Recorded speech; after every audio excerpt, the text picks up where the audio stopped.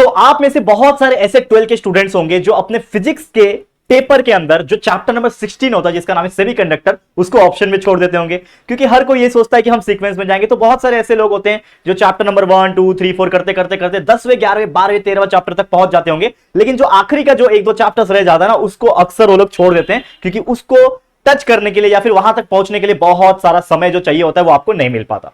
तो उस समय की कमी के कारण बहुत सारे बच्चे पूरा का पूरा कंप्लीट सेमीकंडक्टर चैप्टर कोई छोड़ के चले जाते हैं और उसका 1% चीजें भी नहीं करते। तो उसी चीज को रेक्टिफाई करने के लिए, उसी चीज को सॉल्व करने के लिए, उस प्रॉब्लम को सॉल्व करने के लिए ये वीडियो मैं बना रहा हूं, जिसमें आज आपको सेमीकंडक्टर जो चैप्टर है उसके अंदर के जो मुझे मेरे हिसाब से जो इंपॉर्टेंट 1 मार्क्स 2 मार्क्स के क्वेश्चंस लग रहे हैं, जो हो सकता है प्रॉपर्टीज, यूजेस एंड ऐसे बहुत सारी चीजें जो होती है इसके अंदर, उस हिसाब से 1 मार्क्स या 2 मार्क्स के कैटेगरी में पूछ सकता है। तो उन वीडियोस को मैं आपके सामने लेकर आया हूं। बहुत ही छोटा सा वीडियो होगा, लेकिन इसके अंदर अगर आप ध्यान दोगे तो सेमीकंडक्टर के जो छोटे छोटे टॉपिक्स होते हैं वो आपका इसी वीडियो के थ्रू कवर हो जाएगा। तो बस एक रिक्वेस्ट है, इस वीडियो को बहुत ज्यादा ध्यान से देखना और पूरा एंड तक देखना, ताकि हर एक चीज आपको समझ के आ जाए और कंसेप्ट भी क्लियर हो जाए, ठीक है। और इसके पहले लगातार हमने कई सारे वीडियोस दिए हैं, मोस्ट इंपॉर्टेंट 1 मार्क्स 2 मार्क्स के questions, most important 3 marks 4 marks के question, most important distinguish between, most important numericals of chapter 1 chapter 2 and ऐसे और भी कई अनगिनत चीजें कंटिन्यूअसली आपको प्रोवाइड किया जा रहा है। तो बस बने रहना हमारे चैनल पे, चैनल को सब्सक्राइब करके रखना और इस वीडियो को लाइक और अच्छा अच्छा कमेंट कर देना, ठीक है।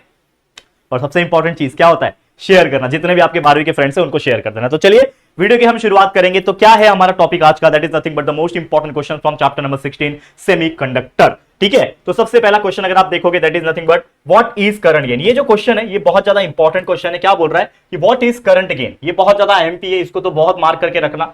अगर मैं बोलूं तो आ सकता है, देखो अगेन मैं एक ही चीज बोलूंगा कि जो भी हम दे रहे हैं हमारा पूरा एक चांस होता है कि वो आ जाए, हमारा भी तो यही चाह होती है ना कि जो हम दे रहे हैं वही आ जाए, लेकिन कभी कभी चीजें कुछ अलग भी हो जाती है। तो जो मैं आपको दे रहा हूं ये सभी क्वेश्चन इंपॉर्टेंट है, तो इसको कर लेना, लेकिन इसके अलावा भी जितना आपसे बन सकेगा उतना आपको पढ़ना है, ठीक है। तो चलो क्या बोल रहे हैं, what is current gain, alpha beta आपको बताना है, डेफिनेशन बताना है और रिलेशन बताना है और अल्फा और बीटा का। तो यहां पे सबसे पहले अगर मैं बात करूं करंट गेन अल्फा की बात करूं यहां पे, तो यहां पे जो अल्फा होता है वो क्या होता है, it measures the current gain in A common base circuit. किसमें होता है, अल्फा और बीटा में डिफरेंस क्या है अगर मैं बात करूं तो अल्फा जो होता है वो करंट गेन को मेजर करता है किसमें, कॉमन बेस सर्किट में, ठीक है। और वही बीटा जो होता है वो करंट गेन को मेजर करता है कॉमन एमीटर सर्किट में। तो दोनों में डिफरेंस क्या हो गया, ये कॉमन बेस सर्किट में करंट गेन का काम मेजर करने का काम करता है और ये कॉमन एमीटर सर्किट में करंट गेन को मेजर करने का काम करता है। अल्फा और बीटा का ये बेसिक डिफरेंस था। फॉर्मूला का एक डिफरेंस है, alpha is equal to IC upon I, यानी कि जो कलेक्टर करंट है और एमीटर करंट है उसका रेशियो, तो आईसी अपॉन आई हो गया। और बीटा अगर आप देखोगे, बीटा जो करंट गेन है उसमें अगर आप देखोगे तो आईसी अपॉन आईबी होता है, यानी उसका उल्टा होता है अगर एक तरीके से, तो आईसी अपॉन आईबी हो जाएगा, यानी कि कलेक्टर करंट अपॉन जो आपका ये करंट है आईबी जो है वो वैल्यू होता है। और सेम यहाँ पे जो अल्फा होता है इसका जो वैल्यू अगर आप देखोगे तो हमेशा ना 1 के आसपास ही होता है, मतलब 1 से ज्यादा नहीं होता है बल्कि 1 से कम रहेगा, 1 के आसपास रहेगा 0.9 0 समथिंग, तो ये जो रहेगा, लेकिन 1 से हमेशा ज्यादा नहीं रहेगा, हमेशा 1 से कम रहेगा। वही बीटा की बात करूं तो ये बीटा हमेशा अल्फा से ज्यादा होता है, मतलब 1 से भी ज्यादा हो सकता है। तो ये कुछ प्रॉपर थे अल्फा और बीटा के करंट गेन के डेफिनेशन, तो ये मैंने बता दिया। अब बात करते हैं रिलेशन की। देखो 2 मार्क्स का क्वेश्चन आ सकता है, अल्फा बीटा का डेफिनेशन लिखने के लिए हो सकता है 1 मार्क्स पूछ ले, कभी कभी 3 मार्क्स में भी आ सकता है, अल्फा बीटा का 1 मार्क्स का डेफिनेशन और पूरा रिलेशन का 1 मार्क्स, या फिर जो भी है वो आप देख लेना। तो अगर मैं बात करूं एमीटर करंट की, अगर मैं बात करूं तो I is equal to IB plus IC होता है, ये हमारा बेसिक फॉर्मूला है, ठीक है। एमीटर करंट का आईबी प्लस आईसी होता है। अब इसको मैं आईसी से अगर मैं डिवाइड करूं तो आई बाय आईसी हो जाएगा, आईबी बाय आईसी हो जाएगा और आईसी बाय आईसी हो जाएगा। आईसी आईसी कैंसिल, 1 बचेगा, आईबी अपॉन आईसी रहेगा, आई अपॉन आईसी रहेगा। आगे बढ़ो। अब मुझे पता है कि अल्फा हमारा डायरेक्ट करंट की बात करूं या फिर बीटा के करंट गेन का डायरेक्ट करंट के हिसाब से बात करूं तो क्या होता है यहाँ पे 1 upon alpha DC is equal to 1 upon beta DC direct current का प्लस 1 हो जाएगा। इसमें अगर मुझे अल्फा डीसी निकालना है तो ये यहां पे जाएगा और ये जो बीटा डीसी जो है वो मल्टीप्लाई होके एडिशन होके क्या हो जाएगा, beta DC upon 1 plus beta DC हो जाएगा। एंड हमारा सेकंड जो इक्वेशन है इसके अकॉर्डिंग अगर बात करें तो 1 upon alpha DC minus 1 is equal to 1 upon beta DC और इसका फाइनली वैल्यू आ जाएगा। तो ये चीज आपको ध्यान में रखना है हमारे फॉर्मूलेस को, बस अगर आप इस चीज को ध्यान में रख लोगे तो आपको बाकी चीजें इजी हो जाएगी। तो ये question alpha gain beta gain बहुत ज्यादा, अल्फा का करंट गेन बीटा का करंट गेन, ये बहुत ज्यादा इंपॉर्टेंट रिलेशन भी ध्यान में रख लेना। तो ये था आपका पहला क्वेश्चन। दूसरा क्वेश्चन क्या है, state any 2 special purpose diode. आपको कभी कभी क्वेश्चन ऐसे आ सकते हैं 2 मार्क्स के हिसाब से, 1 मार्क्स के हिसाब से, कि भाई कोई भी 2 स्पेशल पर्पस डायोड बताओ। तो एक है आपका LED light emitting diode, solar cell भी आपका क्या है, एक स्पेशल पर्पस डायोड और दूसरा फोटो डायोड तीसरा। तो 2-3 बता दोगे मिल जाएगा, 1 मार्क्स का क्वेश्चन अगर आएगा तो इस प्रकार आ सकता है। फिर एक और क्वेश्चन है, देखो लास्ट ईयर के बच्चों को भी ऐसे ही सभी क्वेश्चन दिए थे हमने सेमीकंडक्टर के ऊपर, और उसमें से एक आध क्वेश्चन रिपीट होने के चांसेस हो भी सकते हैं। तो प्लीज एक बार चेकआउट करते रहना और पढ़ाई करते रहना जितना हो सके, और खासकर ये उनके लिए फायदेमंद रहेगा जिन्होंने सेमीकंडक्टर को हाथ भी नहीं लगाया अब तक। तो ये एक ही बार लगभग 15 मिनट के वीडियो के अंदर आपको ये चीज कवर करा के दे रहा हूं मैं, ठीक है। क्या बोल रहा है, what is the purpose of capacitor filter in regulated power supply. तो कैपेसिटर फिल्टर जो होता है रेगुलेटेड पावर सप्लाई में, इसका क्या मेन पर्पस होता है, तो ये क्या करता है, it removes the AC component और द रिपल। एसी कंपोनेंट को क्या करता है, उसका जो रिपल है उसको कहीं ना कहीं क्या करता है, रिपल को रिड्यूस करता है रेक्टिफायर का output and allows only the DC component. तो ये चीज आपको डेफिनेशन पॉइंट ऑफ व्यू याद रखना है। थर्ड क्वेश्चन है, state the logical expression for NAND gate. NAND gate का जो लॉजिकल एक्सप्रेशन है वो आपको लिखना है, ठीक है। तो लॉजिकल एक्सप्रेशन में बात करूं जो जिसको हम बूलियन एक्सप्रेशन भी कहते हैं, तो ये हो जाएगा, ठीक है। तो ये आपका एक्सप्रेशन हो गया, ठीक है। और इसका जो सिंबल है एक तरीके से गेट जो है वो अगर आप बनाओगे तो इस प्रकार से आपको बनाना है। तो ये चीज आपको ध्यान में रख लेना है, इसको अच्छी तरीके से ध्यान में रख लो, ठीक है। तो यहां से आपका इनपुट हो जाएगा, ये आपका क्या हो जाएगा, यहां से आपका ये इनपुट हो गया और यहां से आपका क्या हो जाएगा, आउटपुट हो जाएगा। तो इसको बस अच्छी तरीके से बना के एक बार प्रैक्टिस कर लो। This is nothing but your NAND gate, ठीक है, समझ में आ जाए, आगे होगा क्लियर। चौथा question, write the application of Zener diode. देखो कितना इंपॉर्टेंट है जेनर डायोड का एप्लीकेशन, यानी यूजेस पूछा हुआ है। तो कहां क्या यूज होता है, it is used when the constant voltage is required. जब भी आपको कांस्टेंट वोल्टेज की जरूरत होती है तो इसका इस्तेमाल होता है जेनर डायोड का। दूसरा क्या है, एज ए वोल्टेज रेगुलेटर भी इस्तेमाल होता है, and also protect against the meter damage from the accidental fluctuations जो होते हैं उसमें भी इस्तेमाल किया जाता है। तो ये 2 पॉइंट है, आपको याद रख लेना है। हो सकता है 1 मार्क्स के लिए 2 मार्क्स के लिए पूछा जाए तो आप इसका आंसर लिख पाओगे, ध्यान में रख लेना। क्लियर, समझ में आ गया ये 3-4 क्वेश्चन, ओके क्लियर। आगे बढ़ जाते हैं, नेक्स्ट क्वेश्चन। देखो फास्ट जा रहा हूं, मैं चाहता हूं कि कम समय में आपको चीजें मिल जाए। अब draw circuit symbol of PNP transistor. देखो जितने भी ट्रांजिस्टर आपको दिखेंगे उसको प्रैक्टिस करके लेना। पीएनपी दैट इज आपका पी एमिटर या आपका बेस और पी यहां पे कलेक्टर हो जाएगा। तो ये आपका सिंबल हो गया पीएनपी ट्रांजिस्टर का, तो इसको प्रैक्टिस करके ले लेना। नेक्स्ट क्वेश्चन अगर आप देखोगे, give the truth table for NOR gate. तो नॉर गेट का सिंबल क्या है, अगर आप देखोगे एक्सप्रेशन क्या है, ए प्लस बी। तो अगर आप देखोगे इनपुट में 0 0 1 1, इनपुट बी में 0 1 0 1, और जो आउटपुट आ जाएगा वो क्या आ जाएगा, अगर आप देखोगे तो प्लस है ना, ठीक है। तो यहां पे 1 0 एंड ये 0 एंड ये 0 अगेन, ठीक है, समझ में आ रहा है, सेम सेम है। तो अगर आप देखो सेम सेम है तो क्या हो जाएगा, उस हिसाब से आपको देखना है, ठीक है। ये चीज को ध्यान में रख लेना है। क्लियर है बच्चा, क्लियर है, समझ में आ रहा है तो ध्यान में रख लो। नेक्स्ट, ठीक है, चलो define photo diode and draw circuit symbol.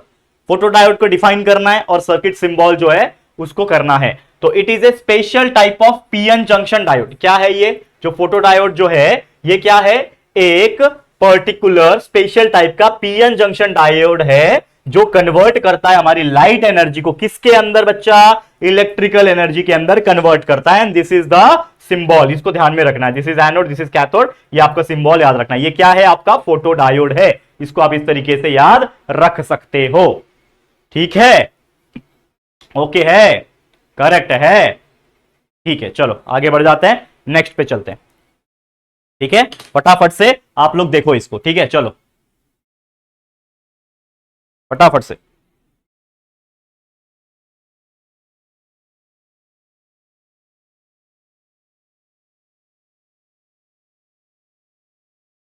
Fast, तो ये चीज आपको समझ में आ गया होगा। तो ऐसे और भी अनगिनत क्वेश्चन है, अगर आप देखोगे मैं आपको बताता हूं तो आपको एकदम अच्छी तरीके से ध्यान देना है जो मैं आपको बताने जा रहा हूं, ठीक है।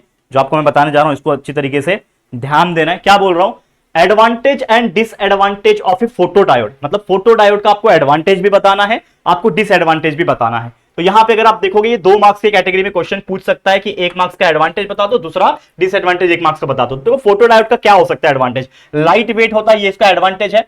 साइज कॉम्पैक्ट होता है, ये उसका एडवांटेज है। और बहुत ज्यादा इसका क्या होता है, क्विक रिस्पॉन्स होता है व्हेन एक्सपोज टू सनलाइट। तो ये क्या हो गया, उसका अच्छाई हो गया, यानी एक तरीके से क्या हो गया, एडवांटेज हो गया, ठीक है।